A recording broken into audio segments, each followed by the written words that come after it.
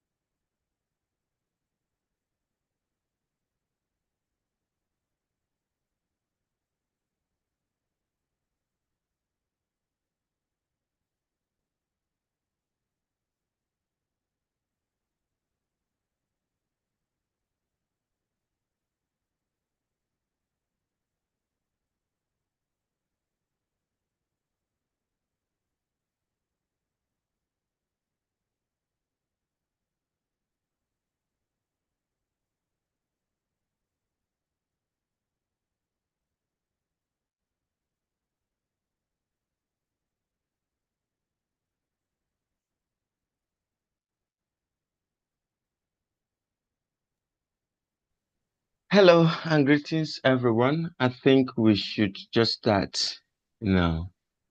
Um, my name is Osinakachi Akumakalo. I am a global villager and I'm always humbled. Um, to I'm always humbled being the lead facilitators of the Afrolongevity educational program. Let me start right again. Okay. And today is the fifth day five. And I promised myself, I said, there is no way I'm not going to have um, Professor Natasha Moore be our speaker for this cohort. She is an interesting fellow, and she sacrifices a lot to ensure that we move um, Afro longevity and longevity message in Africa forward. She's always there for us. She visited Africa twice to support and encourage us in what we are doing. And she's always looking forward to helping us in any way she can to ensure that we get what we're doing right. So we welcome um, our great and selfless leader to today's session of the Afro-Longevity Movement Educational Program to guide our journey into the future of human capacity. We are joined by a visionary who does not merely look at the horizon. She actively designed it. She will tell us more about what she's done in the past. So she is also, from where I'm sitting, she's also an architect of tomorrow. So, she's very humble. She doesn't like saying so much about herself. She's a pioneer of life extension and a foundational pillar of the transhumanist movement. Please welcome the exceptional founder and CEO of great initiatives. She invents a lot. She's doing a lot, and she is also our advisor in Afro Longevity. She has been advising TAFFs, and then she's also part of the founding advisory board member of Afro Longevity. Thank you so much. I yield. Thank you, OC, and hello, everyone. It's so good to see you all.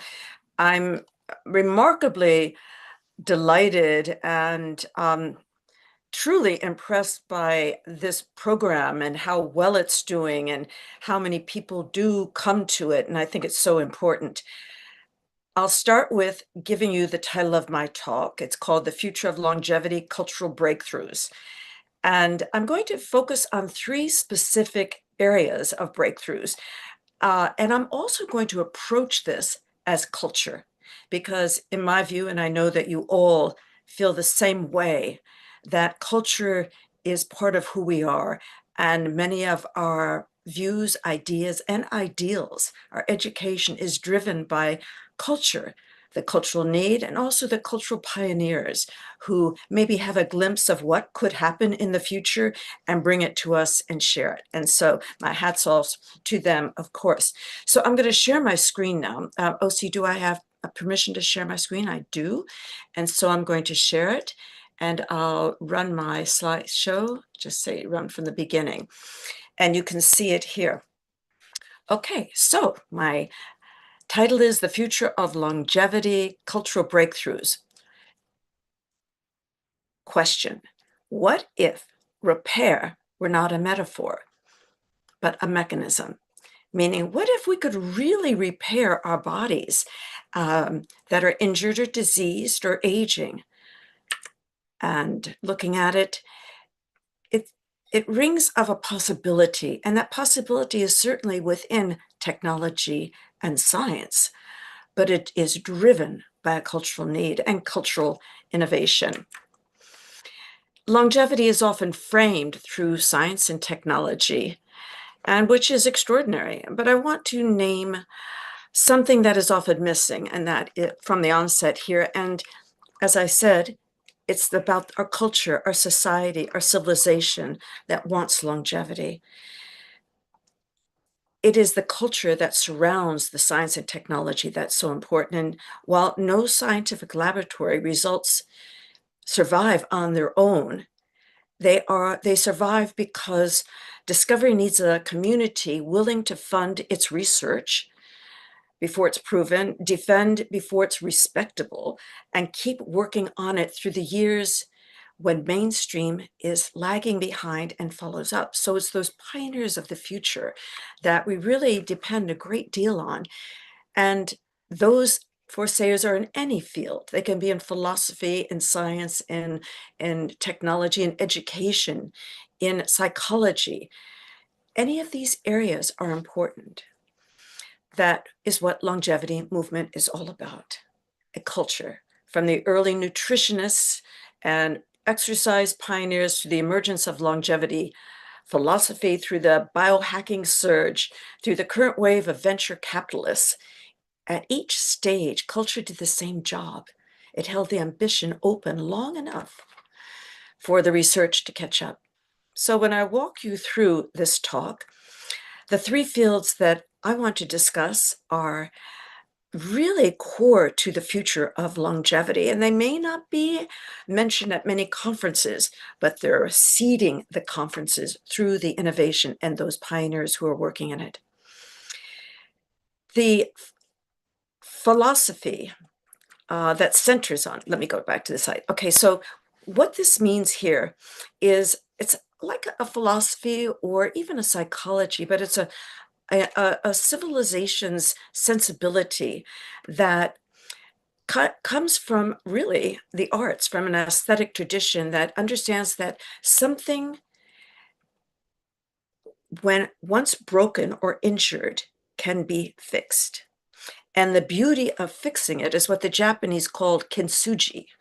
And it is putting gold in those cracks to restore it back to its beauty, but not making it look like it wasn't restored. So the point here is that in this image, I think exemplifies it, that the repair becomes part of our history, part of who we are, whether it's a disease, an injury, mental condition, unhappiness, any level of anguish that we go through in life, which is normal for all of us at some level and to some degree, that it doesn't mean that we're broken and can't be repaired. It means that we have learned from an experience. And if we can bring it back to a wholeness, then that is important. So in short, that through disease and injury come our differences, but we're still living and they can be made whole again. And I think it's a very beautiful metaphor for longevity.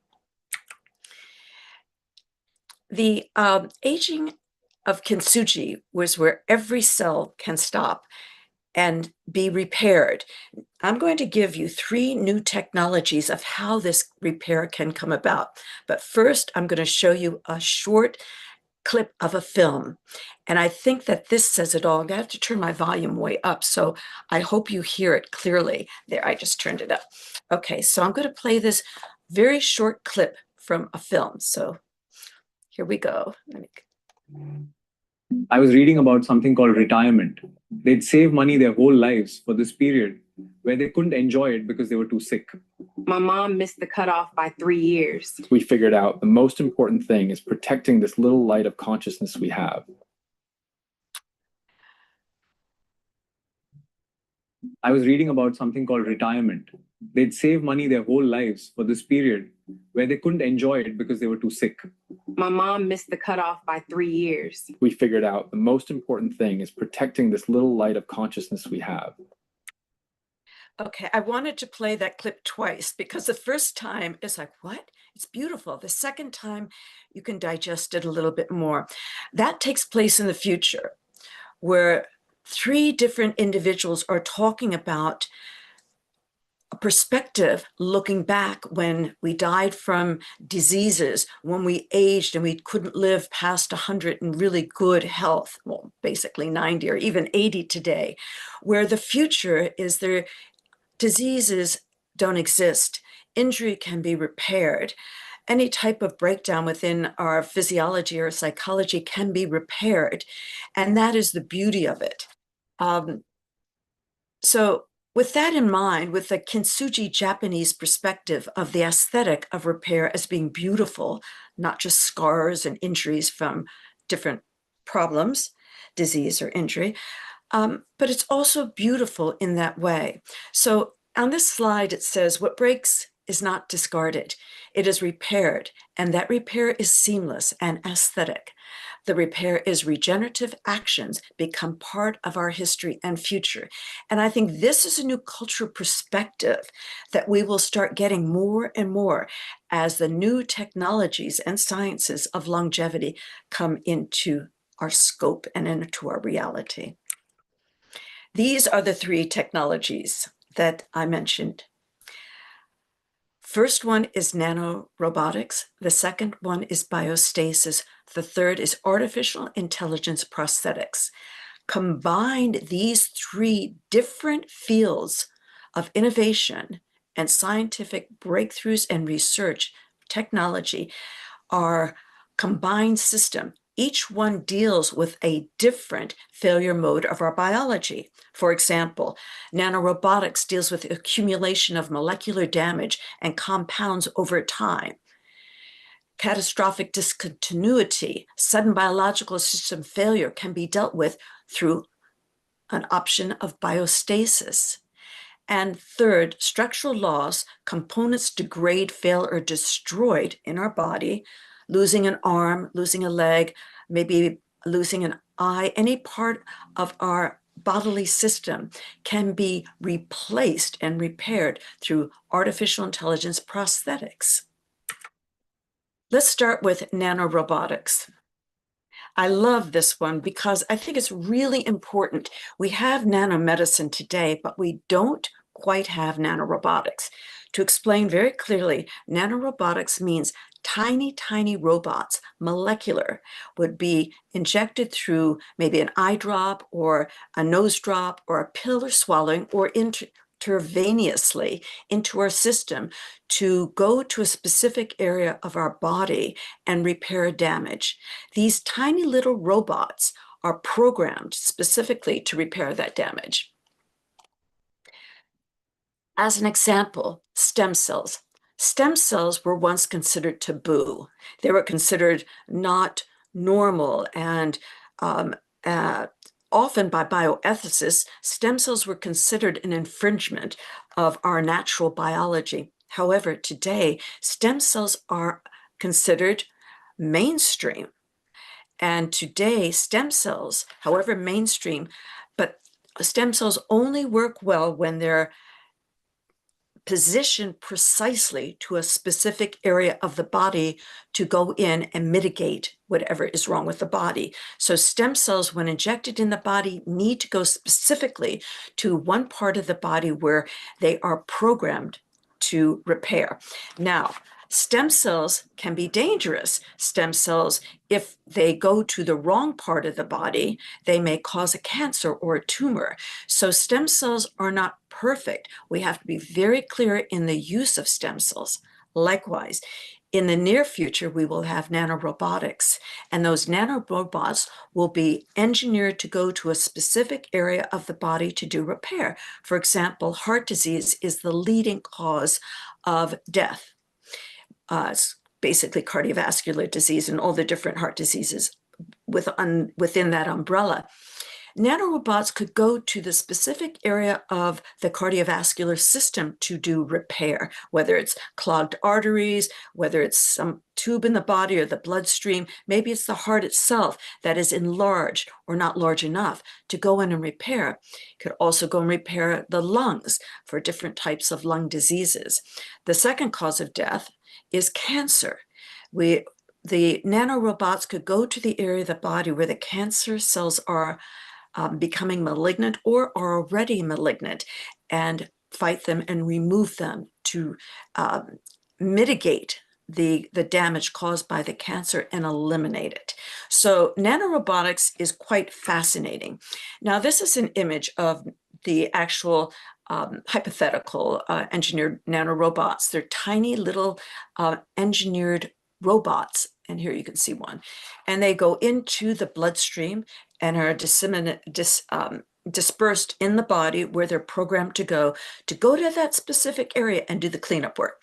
We currently have vaccines. Vaccines do this in other ways. They locate a virus in the body and they mitigate the damage caused by that virus. So that's one example. And I think nanorobots and nanorobotics will be a very mainstream technology in the not too distant future. There's numerous books out on it, especially written by Robert A. Freitas Jr., who is one of the world's leading experts on nanorobotics, as well as Ralph Merkel in Silicon Valley, who is another engineer who's especially skilled in this area. We do have nanomedicine today, but it's not on that molecular area. It's not dealing with robotics. And of course, those robots in the body would be driven by artificial intelligence, very precision, known. The second technology, which I really am excited about, is biostasis. It's preserving the neural architecture, the synapses, the dendrites, the topology of identity until repair is possible. Biostasis means basically a state of stasis where a person who is pronounced dead, for example, would be put into vitrified, much like in the field of reproductive technology. And the embryos, the sperm, the egg, and the embryos are put in a state of biostasis through a process called vitrification, where they are cooled down, not frozen, but cooled down to a point of before ice crystals occur. So they're basically cold, and at a later date would be revived. Now, biostasis is used today in some areas. For example, sperm, egg, embryos, also organs are being vitrified in biostasis. There is a large demand for organ transplants, as you all know, not only throughout the world, in every country of the world. The statistics show the enormous need for organs. But currently we have to wait till someone dies before we get an organ, and then it's, it may not be biocompatible, and there's all sorts of other problems, but it's the best we have today.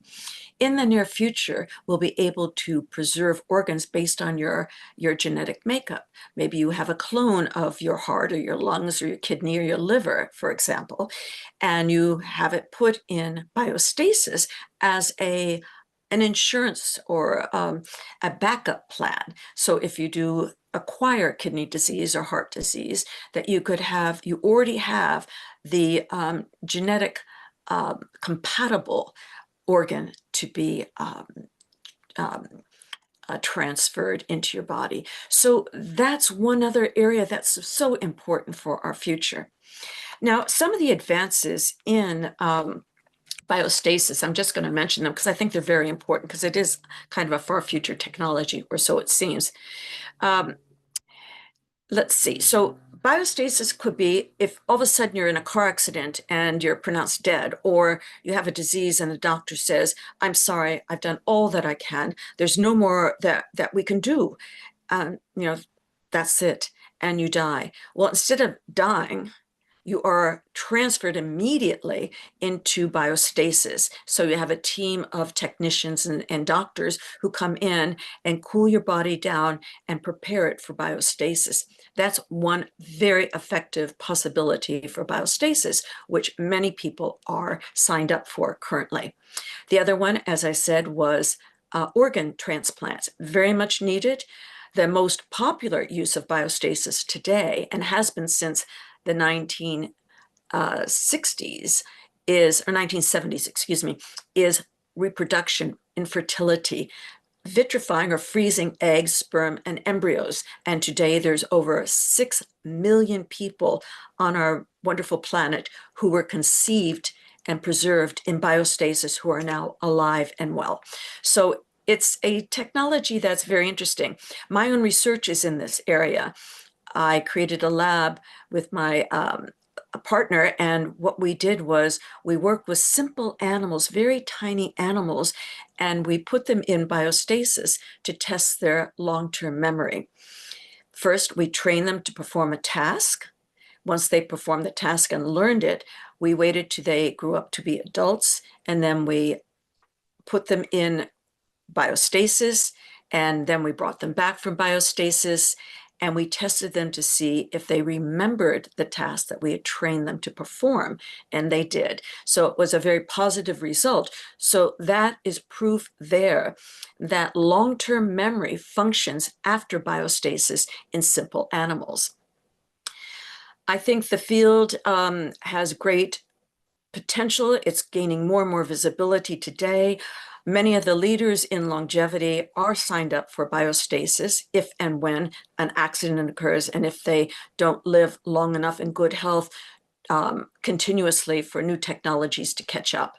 So I think that's a very good safety net here. Okay, so looking at biostasis, just so you have a glimpse of what I'm talking about, here is a scientist working in a lab after vitrification of a simple animal, perhaps, because it's a tiny petri dish. Here is taking a specimen of an animal that has been in biostasis. And if you're wondering what this is like a miniature dewar. And this is liquid nitrogen. Liquid nitrogen is used to cool down. It's like very, very, very cold. And that's where you see in this image here, there's a fetus in biostasis. And this is from an article where Portuguese scientists developed ultra cold storage, keeping organs viable longer. And that is very interesting here. This is a fetus over here. This is looks like a kidney over here. So you can see where an embryo, a small tiny fetus could be, and also the C. elegans. The third technology that I absolutely love, and I've been working on this and writing about it and creating projects with it, is artificial intelligence prosthetics. What I mean by that is prosthetics, which we know about today, it's if you lose an arm, you may have a bionic arm, for example, or a bionic leg. And we see more and more people walking around with bionic arms and bionic legs. And it's designed really beautifully. In fact, some really amazing designers, Hugh Herr is one incredible designer who lost his legs, and he is a mountain climber. So he has legs for different sports in his athleticism. So it's really exciting to see where he's taken it with design, but also looking at so many people who have worked with designers to make their prosthetic part more amenable, more usable, more in design wise to who they are as a person, which is great. So they don't lose their identity. In the near future, prosthetics will be combined with artificial intelligence to be smarter and more refined and more agile. So we're seeing advances in robotics, we're seeing advances in artificial intelligence, and what we need are advances in prosthetic parts, the limbs, the outer exterior of our body, even our face, parts of our face that can be prosthetics. Advanced so they're more seamless, while that gold kintsugi Japanese sensibility is still there about repair, and that no matter how much damage or injury you have, you can still be a whole person, not to hide from the damage and injury, but to learn from it and continue on. The beauty here with AI-driven prosthetics is that the prosthetics is very obvious. You can see that someone has either had an arm or a leg removed due to a cancer or some other biomedical issue, or an injury, maybe a car accident, or the war. So many people come back from war with lost arms or legs, etc. So it's really wonderful to think that that area could advance to where it's noticeable and seamless at the same time, kind of like a hybrid of what we have today, where we could be in the future. Another area of this that I think is very exciting is that eventually we may need to replace our torsos or larger parts of our bodies besides just an arm and a leg. What if, now this is a hypothetical question, but what if your body totally broke down and the doctor said, there's nothing more we can do with your body, the cancer has spread, but your mind is still active. It didn't spread to your brain. Now, what if, I'm going to admit someone there, what if the body is no longer functioning because of a cancer or another disease, but your brain is still functioning? Why not have a whole body prosthetic? Now, that may sound a little bit weird, maybe a little bit Frankensteinish, but look at it really clearly. If you or your loved one, your child or your parent, your partner, was in an accident, as an example, but their brain was still functioning, but they became paralyzed, quadriplegic, for example, or something else, maybe it just really damaged severely. Why not have another body, one that maybe looks pretty much, if not exactly, like your current body before the injury or disease? And your brain could be, well, I would keep your brain here, but the body would replace your body. I think that sounds a little bit more pleasing or acceptable, that you're in the hospital, you're on the bed, and the doctor says, there's no more we can do. And your brain is there and you're lying there going, oh my goodness, my body. And they say, well, we'll just give you a new body. Well, we've cloned you had your original body in storage, or we have great models. Now, I know that sounds a little bit strange, but just think about it. Wouldn't you rather live with a, maybe not as much as this robotic arm here, but the beauty of it is that it would have all the feeling, all the sensations, the functionality of a biological body? I'd say it may be a little bit like an uncanny valley, a little bit strange, but I'd rather have that than be dead, because dead is dead. So just looking at that, now let's look at the evidence of AI prosthetics here on the slide. 134 billion plus US dollars. So you can translate that into your money in your whatever region you're in. Bioimplants market trajectory, 10.1% capital moving fast. This field of prosthetics for arms and legs is moving very quickly. And maybe two legs, maybe even a torso, a lower part of the body, maybe up to here.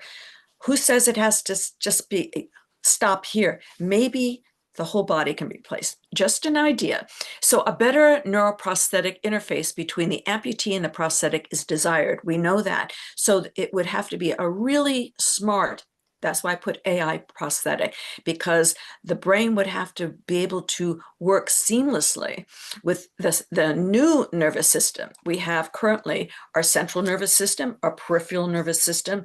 And so if we had a whole body prosthetic, it would be that the brain would have to work with the new system of the prosthetic to be a new type of prosthetic neural system. So I think that's really wonderful.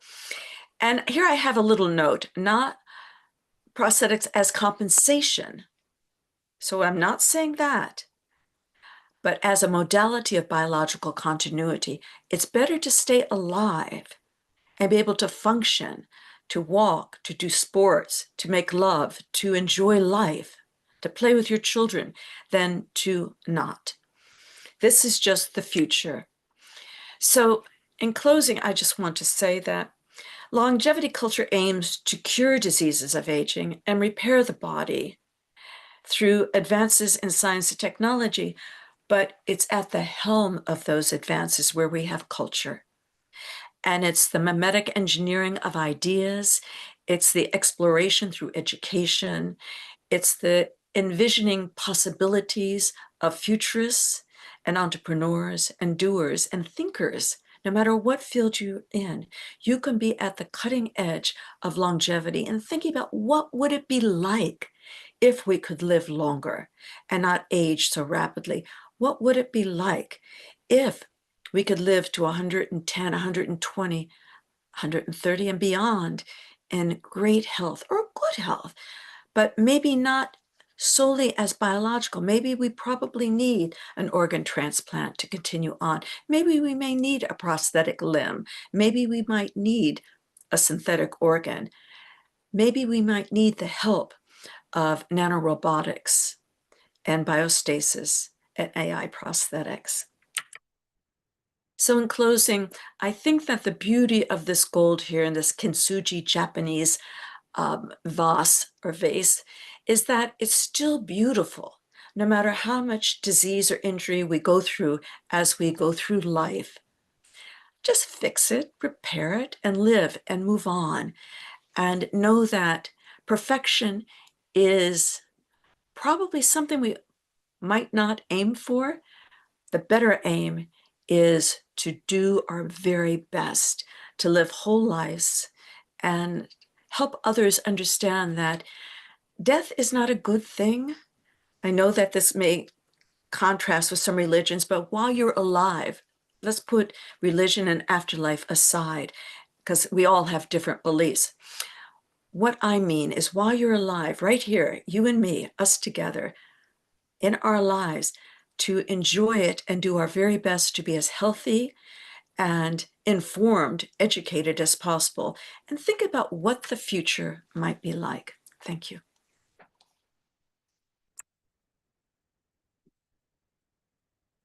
Thank you.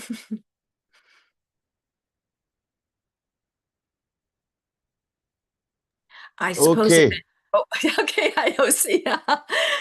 Thank you. Thank you so much. Before we start the question, Brenda, are you there? Just say one of few words to our esteemed friend and teacher for the day.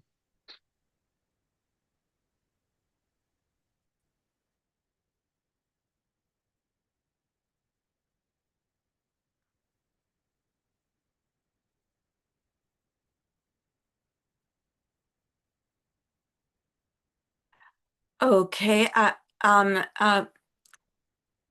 Yes, here, unmute yourself. I can't see the name, but it's Peace. Ask to unmute. You have your hand up. I can't see Brenda here. Oh, I don't see Brenda either. So I was going to go to Miss Peace.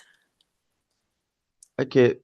Thank you so much, Prof, for that wonderful lectures. I've not seen. I was thinking, you have your way of bringing in novelty in. You don't repeat teachings. So I was thinking it's going to be the normal cultural perspective of longevity, but ever since I've been writing down new things. So thank you so much for always bringing in those new insights. And it's one thing to have a very sound philosopher who is also a scientist in the room, in the longevity room. So you ask the core questions and help us to understand things better. So thank you so much. Now we get into the question asking and the interactive section. So please.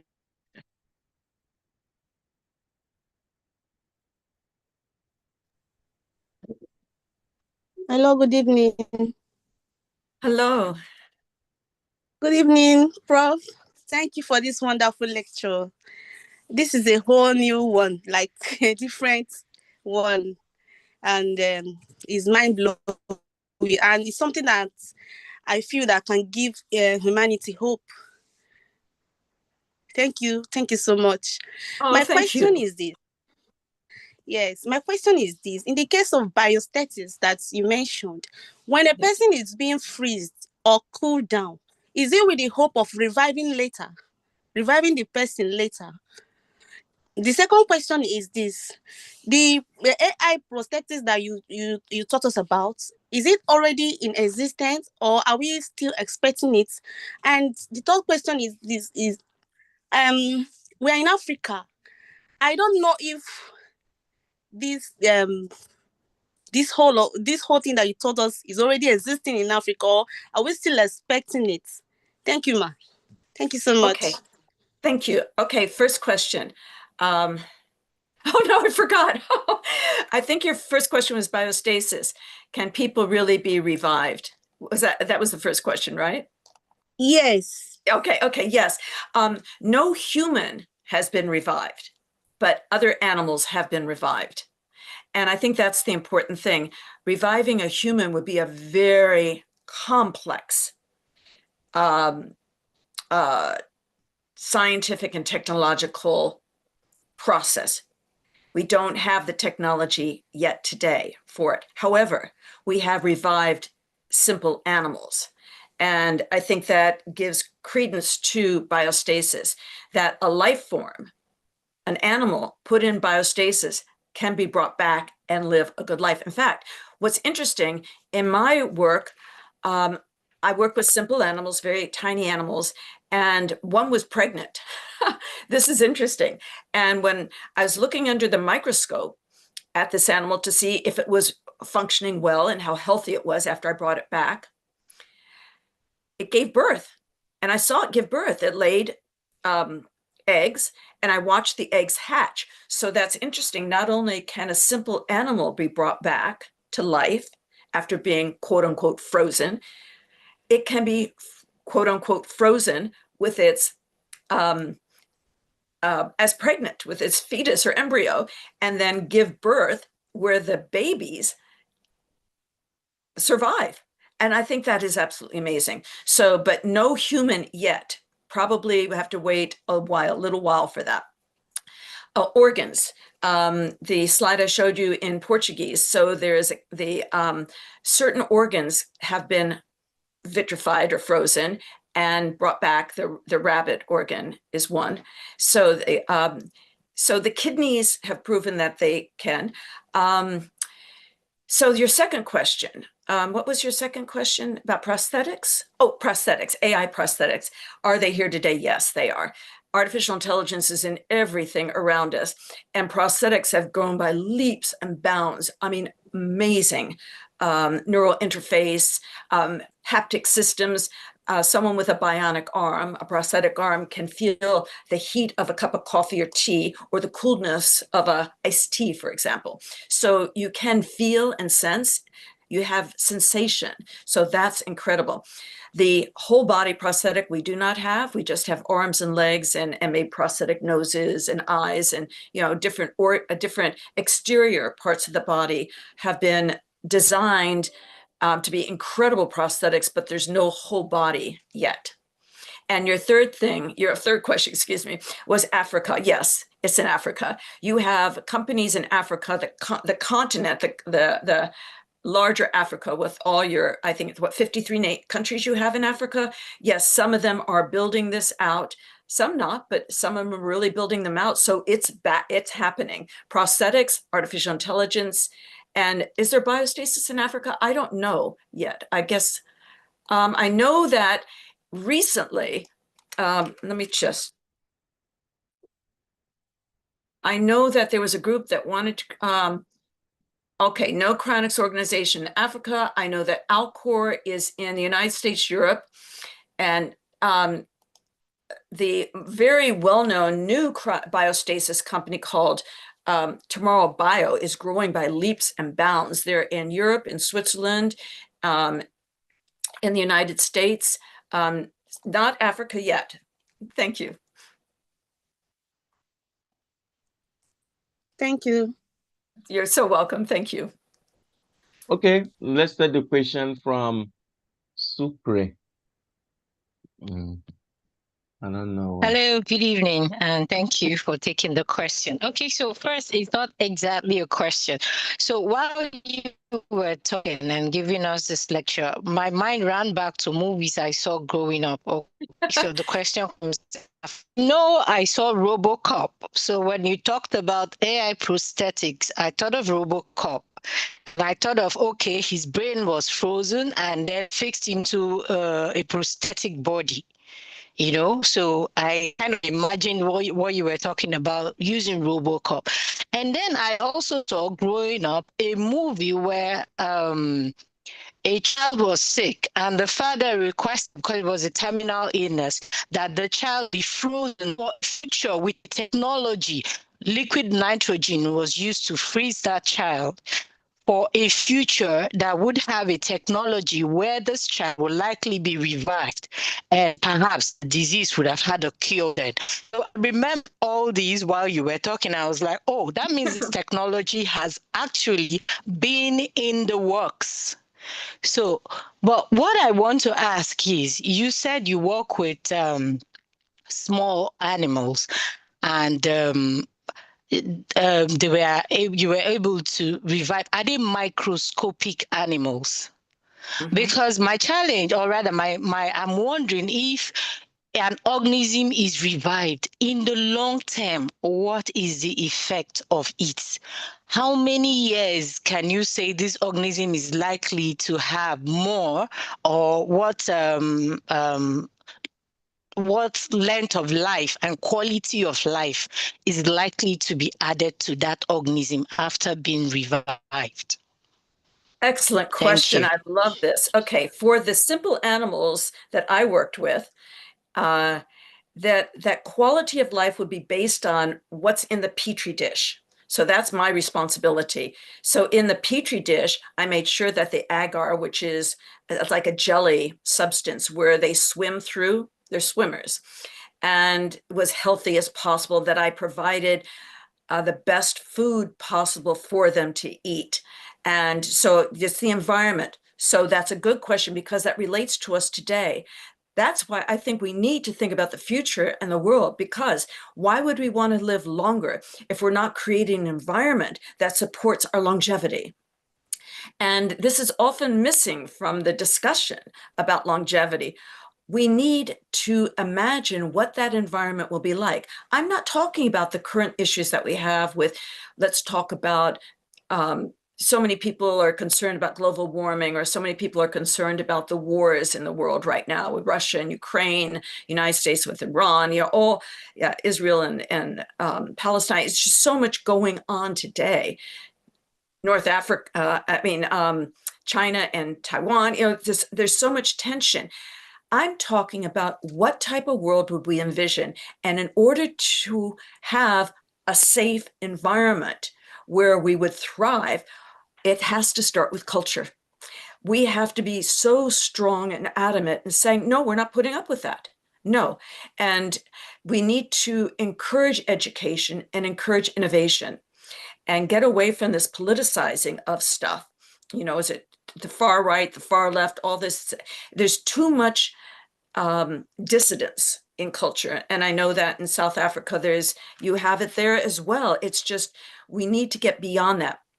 Can't happen overnight. It's a really a tough situation. But let me just put it this way.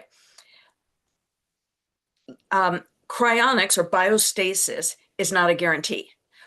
Even if you're revived and the disease that you had when you were put into biostasis, like this child where the father put him into biostasis, when you revive, your disease will be cured, but you may get another disease, right? Or you may be hit by a truck or in an airplane accident. So anything can happen.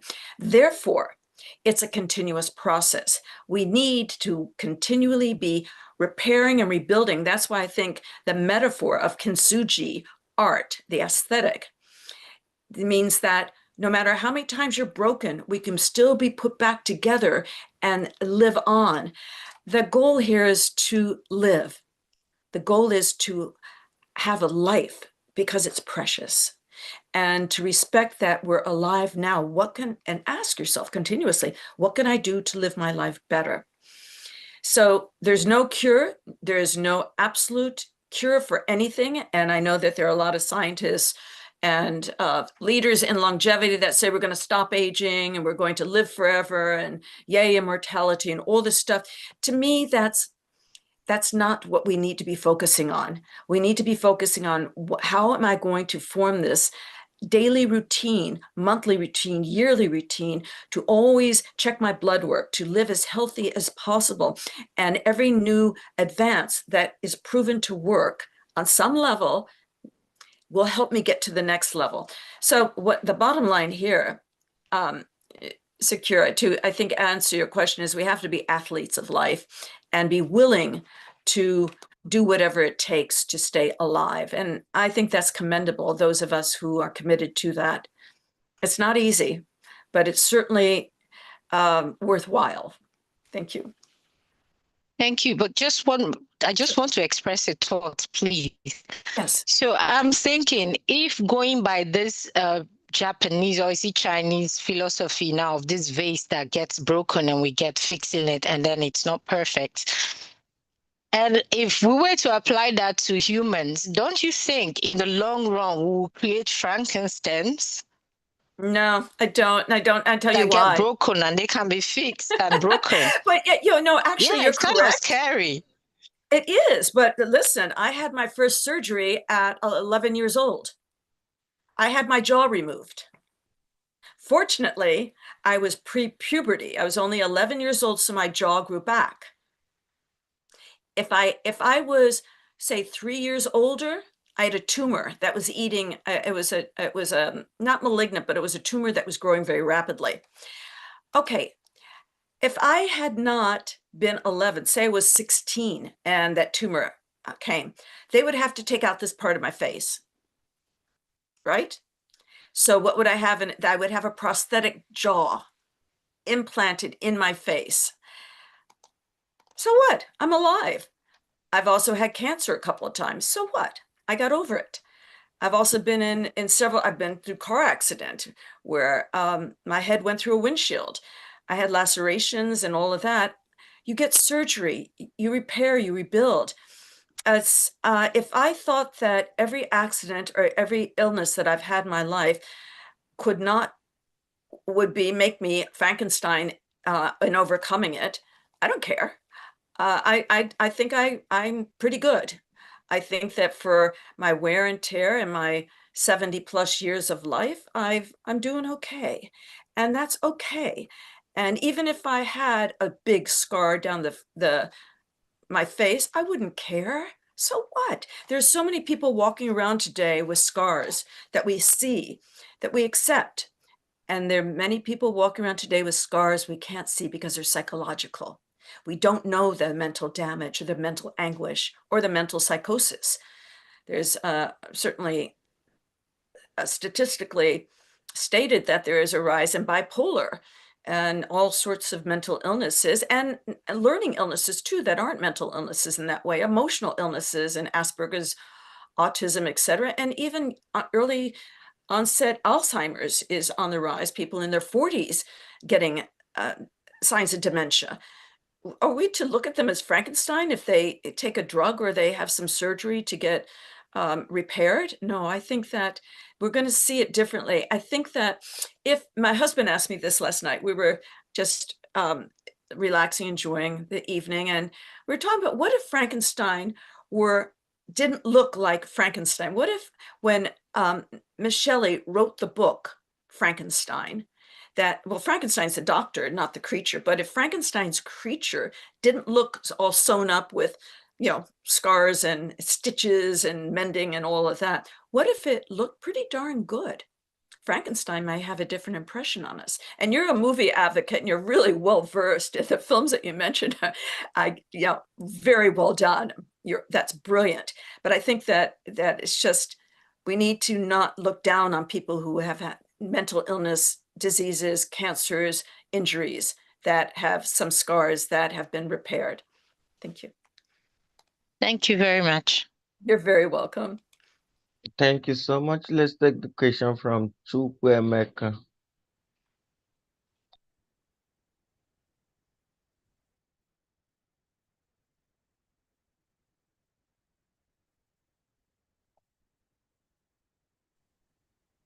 Hello, good evening. Hello. Good evening, Prof. For the three subtopics, I have basically three questions on each of them. First, Okay. concerning nanobots that you mentioned earlier. While you were explaining the subtopic now, I just recalled the scenes in the Black Panther movie where vibranium was used by T'Challa to heal a gunshot wound to the American CIA agent's spine that was fatal. So for nanobots, is that a perfect example of what that technology can be used in the future to prevent fatal wounds from taking lives? That's my first question. Could nanobots be used in the future to do what? To heal fatal wounds, like let's say someone got a gunshot. Okay. Yes, absolutely. Yeah. Okay, but how would that really go on? Would they like replace these damaged cells, or would they induce regeneration? Well, the nanorobots would go into the body through the bloodstream and be carried through the bloodstream to the area of the body where there's damage, maybe needs cell repair. And then it would go to that area, say it's a heart or a lung or a kidney or somewhere, maybe an eye, and it would go there and it would identify the damaged cells, the cells that are going through apoptosis or going through some kind of degenerative state where they're not functioning well any longer. And it would go to those cells and repair the damage. And then once the damage is repaired, the nanorobots would leave the body. They did their job, now they're leaving. They would be eliminated through the body through a tear, maybe crying or blowing your nose or spitting or maybe urinating or having a bowel movement. Some way it would get out through the body after it does its repair. I know that sounds strange, but when we take vaccines go into the body and they do work like that. Today we have robotic surgery and it's very molecular, where a surgeon can go into the body with a robot to do very fine surgical procedures. And so it's not that far off. I think the difference here between doing surgery externally into the body with a robot hand doing very precision surgery is that the nanorobots would be put into the body. And that may be a bit of a turnoff to many people. They don't want something coming into the body. However, for example, here's an analogy, it's not a good analogy, but it's an analogy. Hormone replacement therapy for women and men whose hormones change at middle age, say 50 or so, around there. Women lose estrogen and testosterone, men lose testosterone and androgen. So some therapies replace that. If you want it, you don't have to do it, but many people find it beneficial. But you are taking in something in your body that's chemical, that is going to work with your body as it is today and add to it. Vitamins do the same thing. And so looking at it that way, it's just something that you're doing to cure something else. So to me, it makes absolute sense. So I'm sorry if I'm not explaining it very carefully, but I think that when we do, let's say we put a stent in the heart where we go into our veins and we repair something, then we're going on a very molecular scale to repair something. It's just that these would go into the body that way and repair, and it'd be a lot more efficient actually, and a lot less damaging for the biological system, because they would be eliminated. They just go and do their job and leave. Okay, thank you very much, Ma. You You're clarified. So very my second question concerning biostasis. I remembered some Nigel Wild shows where they depicted animals undergoing hibernation, like polar bears and the tree frog. And one thing that caught my attention, particularly about the tree frog, was its ability to produce a natural antifreeze during Yes. winter that it doesn't get frozen. So now, does cryogenics cover this entire concept of like preserving someone's body for years till, let's say, an advancement or breakthrough in medicine has been achieved? I want to. Yes. Okay. Yes, that's a great analogy. Very good, very good. But between yours and the movie analogy, this is great. There are some animals that automatically produce an antifreeze, so they can go into like a biostasis during certain months of the year. And some animals do it intermittently. So nature has so many different examples of biostasis on different levels, some chemicals, some this and that. So it's fascinating to research. I'm not exceedingly knowledgeable about it, but I know you're absolutely correct. Some animals do create their own antifreeze, and it's fascinating. So in biostasis with human cryopreservation, which is part of biostasis, someone in the chat asked, who is it? C. Enzawani, I can't read. Biostasis covers a number of different sciences and technologies. Human cryopreservation is what we're talking about here. And the body to secure the body, it's not an antifreeze, it's called a cryoprotectant. It protects the internal part of the body. So when the body's being vitrified, put in liquid nitrogen, it protects the body as best it can. And currently the one we use is M22, which was an invention of Dr. Greg Fay, who's a world-renowned cryobiologist. And that is used at Alcor Life Extension Foundation. Other organizations may use something different, I don't know, but it's called a cryoprotectant rather than antifreeze, but it's basically, there's a similarity there. Okay, thank you very much, Ma. So for my final question concerning AI prosthetics, will humans with AI prosthetic limbs or other body parts in the future be somewhat superhuman? Let's say they have enhanced abilities, like maybe for a prosthetic eye, some might have telescopic vision or something like that. Yeah, exactly. Well, people think, oh, that's so far out, it's not possible. But just think about it. If I can't read without my eyeglasses, and a little bit I can, but I need my eyeglasses. Some people as children need to have eyeglasses. So we've been enhancing our eyes for a long time. But yeah, there's no reason why we can't have enhanced eyes that can see telescopically, for example. Maybe you're sitting here and you want to see it way over there and focus in on it. Maybe the eyes would be more bionic where they could do that. Same with hearing. Maybe you're in a room and there's too much chatter and you just want to have your conversation. So maybe there's a bionic ear prosthetic that could tune out all the peripheral noise in the room so you could just focus on the person you're having a conversation with. I think that's very reasonable and probable. So the question becomes philosophically, does that mean we're no longer human? And I don't think so. I think that our human species has been evolving for a long time. And it is true that our genes go back to Ethiopia, and we see that there are a number of different human species at the same time. Early hominids, there's the Neanderthal, there's Homo erectus, and you go on, there's a whole list of an interspeciation going on there. So, but our brains didn't evolve. And then slowly our brains started evolving, our frontal lobe and all of that. But we've been using technology since our earliest days as humans to help us through the tools that we use.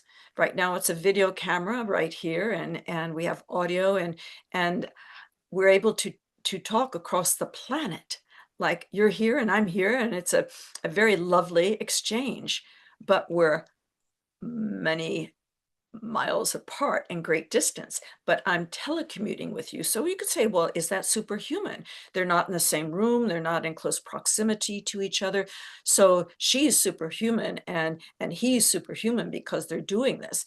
It doesn't mean that we're superhuman. It just means the technology, the devices that we're using to provide community have advanced to allow us to do this. So the prosthetics in the future may provide better opportunity for us to communicate, but we're still human, in my view. Okay, then. Thank you very much, Professor Thank Natasha. you. Thank you Thank very you. much, Professor Nakachi. Okay, thank you so much, Professor Vitamo. I particularly like this conversation, especially your last slide on cultural breakthrough, because it creates a distinction between a scientific breakthrough and a societal breakthrough. So we may discover, listening to you, we may discover how to slow aging, but if our institutions, economics, and relationships, cultures, and ideas about aging remains unchanged, we may not know what to do with the extra decades. That is a very rich conversation for Afrolongevity. So here comes my question. Can longevity become a cultural breakthrough, not merely a scientific breakthrough? Yes, yes, yes, yes, please. The whole hope, it's grown by leaps and bounds. It hasn't got to the threshold, OC, where we want it to go. But I think about when I first got into it, is in the mid 1980s, and I hunted for those that were really at the cutting edge of longevity at that time. And I met with the ones that were in close proximity to where I was in Los Angeles. And they were such committed scientists and thinkers. It was really incredible. And I remember I had a TV show in Los Angeles on cable network. And I would bring these people on and we talk about the future and the culture of longevity and envision what it might be like. Okay, here we are. What's that? 40 years later? The culture hasn't grown as much as I'd love it to, but boy, it has grown by leaps and bounds considering to that. There was just a handful of people interested in longevity. And if you look back through history, there was Jean Finot in France, there was in Russia, Nikolai Fedorov, who wrote about it. And in a lot of different societies, there were individuals who thought about longevity. But it never caught on. And so through the 1990s, we put on the conference, one of the first conferences in longevity in 1999, my husband and I did it through the organization we were running, Extra P Institute. We put it on at University of California, Berkeley, and it was on biotechnology, the future, and genetic engineering, and it was well attended and highly publicized, but it was still very slow. And eventually, more people started paying attention. And today, just think about it. Today, there are 2 and 3 and 4 and 5 and more conferences a month throughout the world on longevity. So from one conference in California, in San Francisco area, in Berkeley, to a couple of conferences here and there, to where we are today, I'd say we are building the culture of longevity. We just need to keep at it and be smart about it to help steer it so that the fear syndrome of what do you do if you have too many years, or it's a selfish thing to want to live longer, or death gives meaning to life, or it's unnatural to fight diseases, or our money should go help people who are impoverished, not on longevity. All the different arguments against longevity are really solid arguments, but they're not bulletproof.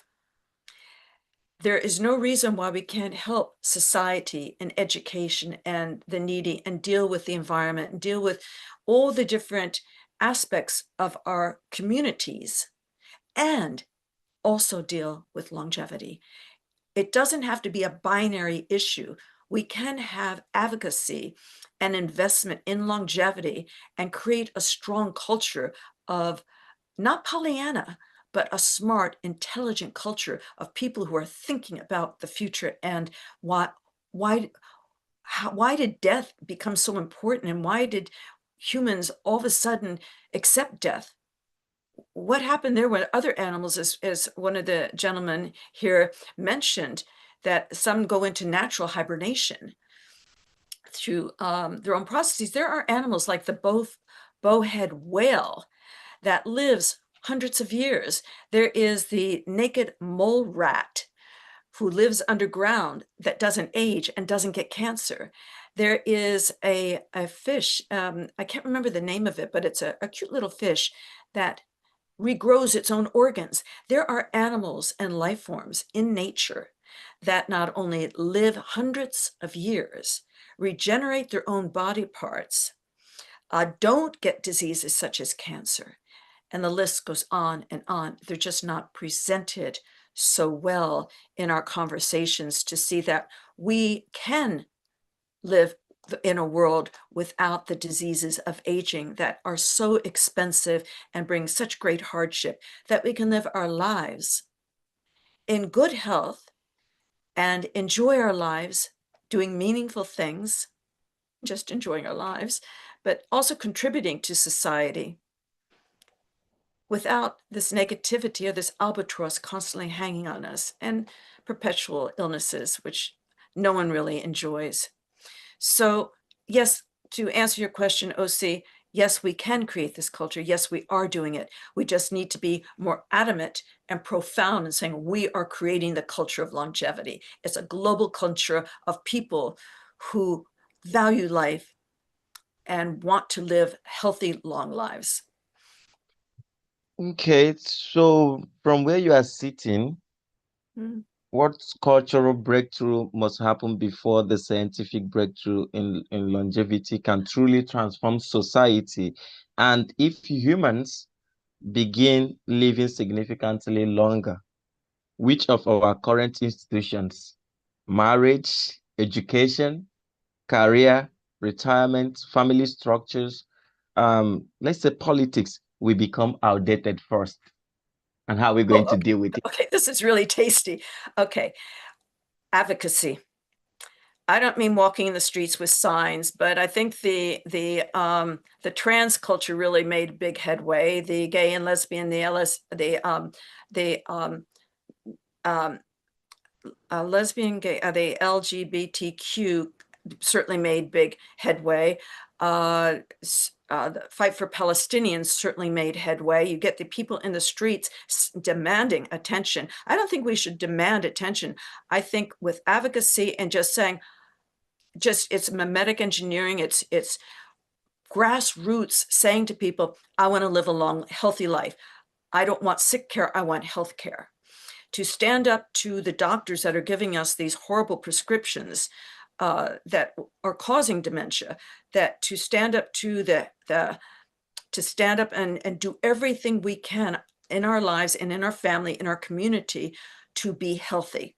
But you can't sit and watch TV all day and drink Coca-Cola and eat McDonald's hamburgers and say, oh, I want longevity. You have to get out there and be a poster child, each one of us, for it in whatever way we can. You don't have to be famous. You just have to influence people towards seeing that disease, we can fight disease, we can slow down aging, and we can live longer lives. The second part of your question was, which, this is a really good one, OC. Every one of those institutions that are classic, no matter what culture you are throughout the world, they vary a little bit, but they're pretty much the same, respectively. Career has come first, and it's already happened. People are realizing that retirement used to be a glorious thing. Oh, I'm going to retire, I'm going to play golf all day, or just sit with my grandchildren and just hang out. We have to have purpose in life. So to continue doing things, you don't have to have go back to work, but just do things that give you purpose is really important. So careers change. The other thing that's really changed with longevity, people are not sequestered to one career for their lifespan. In the past, it was, you go to college, you get a degree, you have a career, and that your career path, and you have that job or that career for your entire life. That's how it was up until probably the 1990s or 2000, really. People have one job, one career. Now it's more like multidisciplinary. People have multiple careers, and they maybe take off for a while and then go back to work and go back to school. I went back to school in my late 50s to get my PhD. So you can go back to school at any time, and you don't have to. I have a very different career than I started out in my university degree. So you can change. And I think that's already happened. So that the marriage thing, okay, so living longer, we've seen, and it's a good thing and a bad thing. We see where you don't have to stay with the same partner throughout your life. But I don't think that's a good thing. I think that's a lot of that is sloppy and people not wanting to commit, or people just taking the easy way out. I think it's more difficult to stay in a relationship and really work through it if you really love each other. So but the family unit is already broken down. Most of my friends don't have children. And so we've seen this from, gosh, the 1990s, people not having children as much. And we often worried about a population explosion with longevity. And that was a really big issue. There's too many people on the planet. The planet can't, host or feed everyone. And that was a big scare in the 1970s, the 1980s. Now it's reversed. There are countries in the world where they're experiencing a population decline. Japan was one of the first countries to ever admit that. And but we're seeing it, the population decline. Fewer and fewer people are having children in their 20s. And we are seeing that it's okay. So that's changed. So the family structure has really changed, interestingly enough. So that's job, career, family, marriage. Education has changed too. You can go to school, excuse me, online any time of the day. That wasn't possible when not until I think the late 1990s, maybe early 21st century, we started having classes online. I know that in 2004, I was getting a second master's degree, my first master's degree. And I did it pretty much online. I did go to the university and made an appearance, but it was fascinating how all this has changed. So almost, OC, every institution you've mentioned has changed. So we're seeing it across the board. But I think there's a confluence of fear there. We're going to lose our jobs because of AI, or AI is going to take everything. AGI is going to kill us. We're all going to die. And all these different alarmist scenarios that are going on are produced. They're populated by people who are making money off of them. And there's 2 books out now, one profoundly that has become a bestseller, saying that artificial intelligence is going to kill off humanity. No, that's a bunch of hyperbole, and it's really not true. There's stories about AI escaping and blackmailing a programmer, and just recently an AI algorithm escaped from, I think, OpenAI. You don't know the facts. The first one was hyperbole, and so things get changed. So we just need to be educated, and so thank you for having an educational course. We all need it. Thank you so much. Before I call on Brenda to give us the wrap up, one last question, please. Sure. If you were starting Afrolongevity from scratch today with let's say limited resources, but 20 years to build a global significant African longevity ecosystem, what are the first 5 things you would do, and what would you deliberately avoid doing? Oh, okay. First thing I would do, create a spot where people could talk, and that could be online or in person. So I would create hubs everywhere possible for people once a week, if they could, to go talk. I think we need more conversation. People put their cell phones down and communicate. I think that's important. Second thing I'd do would be to create an app. No, this sounds contradictory, because the first thing is hands-on, one-on-one communication. The second thing, I would create a very smart app that would help people change their way of thinking. You know, we have so many, it's become very popular today to complain. When you meet someone, oh, my leg hurts. Oh, I just lost my job. Oh, AI is going to take my job. Oh, the leftists. Oh, the conservatives. Oh, the politics. You hear people complaining.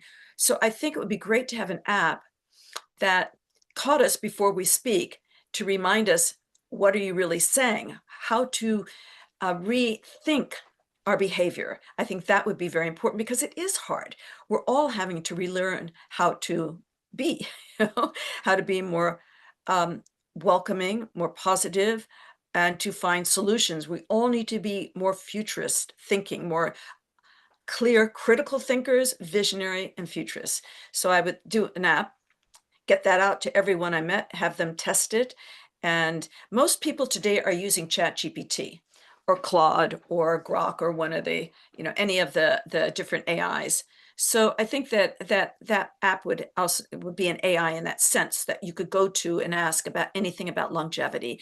I think that would be so great if there could be like a ChatGPT that was especially for reframing how we think, what we say, what we do, to be more astronauts for the future, let's say, to set an example for everyone else. I think we all need to set an example. So that's the second thing I would do. The third thing I would do, I would not put up with the nonsense of government. I'm just so sick of it everywhere. The anger, the meanness, the bad mouthing, the bad behavior in politics. People need to stand up to their leaders and just say, no, stop it. And it's just pretty ugly. So I think that's really important. The fifth thing I would do would be in South Africa, what is your main source of people's information? Is it the newspaper? Is it TV? Is it radio? Is it social media? What do people pay attention to the most to get their news? OC? Media. What? Oh, Brenda. So what is the main forum that people get their information in South Africa? It will be social media, but it will be published through TV and print media. Okay, I would go to those platforms. That would be my fifth. I would take this app, the meetings, and to those venues and push and push and push to get them out. So what I'm saying is basically advocacy. We've got the science, the technology is happening. There are experts doing the technology. We don't need to fool with that. What we need to fool with is education and advocacy. So that's how I would do it. Now let the entrepreneurs who have the millions of dollars invest where they're going to invest. Let the technologists in AI and biostasis and genetic engineering, stem cells, all that, let them do what they're doing. And the science is a little bit slow, unfortunately. Not much has happened in 40 years that I've been in longevity. So, I'm not going to rely on the science. I want the advocacy because people, I think culture can push it forward. Okay, thank you so much Thank you. for that question and for the answers, and then for the wonderful talks, Brenda.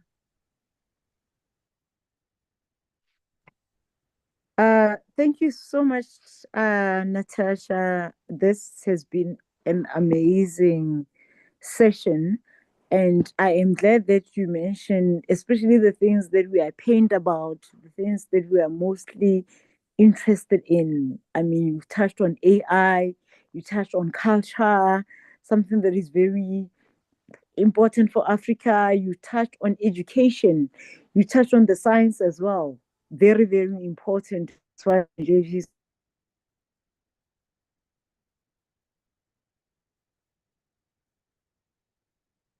Requires us to push longevity forward.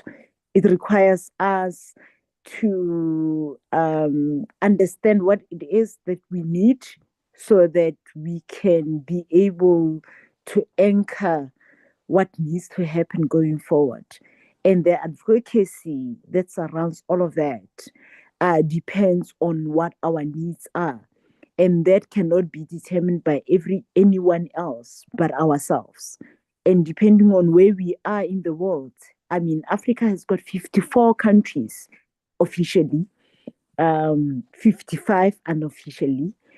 In all of those cultures, in all of those countries, we've got different cultures and different ways of life. The indigenous knowledge can determine how we take this forward. As we've said at our launch of Afrolongevity back in 2023, you said our longevity is based on, we are our longevity in the sense that what we eat, our environment, who we are determines our longevity. And that goes back to that culture that also was asking you about earlier on. And I am glad that those questions are slowly but surely getting answered. And yes, it might have been 40 years that we have not seen progress.